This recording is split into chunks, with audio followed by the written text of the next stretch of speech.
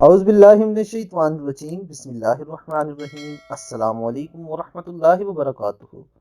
اس نے ایک مرتبہ یہ دعا والدین کے لیے پڑھی، گویا اس نے والدین کا حق ادا کر دیا۔ علامہ عینی رحمۃ اللہ نے شرح بخاری میں ایک حدیث نقل کی ہے کہ جو ایک شخص ایک مرتبہ مندرجہ ذیل دعا پڑھے اور اس کے بعد یہ دعا کرے کہ یا اللہ اس کا ثواب میرے والدین کو پہنچا دے، تو اس نے والدین کا حق ادا کر دیا۔ اور یہ دعا کیا ہے؟ الحمدللہ رب العالمین، رب السماوات و رب الارض رب العالمین، وَلَهُ الْكِبْرِيَاءُ فِي السَّمَاوَاتِ وَالْأَرْضِ وَهُوَ الْعَزِيزُ الْحَكِيمُ۔ لِلَّهِ الْحَمْدُ رَبِّ السَّمَاوَاتِ وَرَبِّ الْأَرْضِ رَبِّ الْعَالَمِينَ وَلَهُ الْعَظْمَةُ فِي السَّمَاوَاتِ وَالْأَرْضِ وَهُوَ الْعَزِيزُ الْحَكِيمُ۔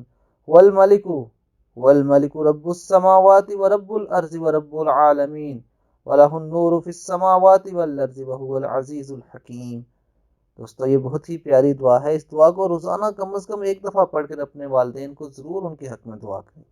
اللہ تعالیٰ عمل کی توفیق عطا فرمائے۔ السلام علیکم ورحمۃ اللہ وبرکاتہ۔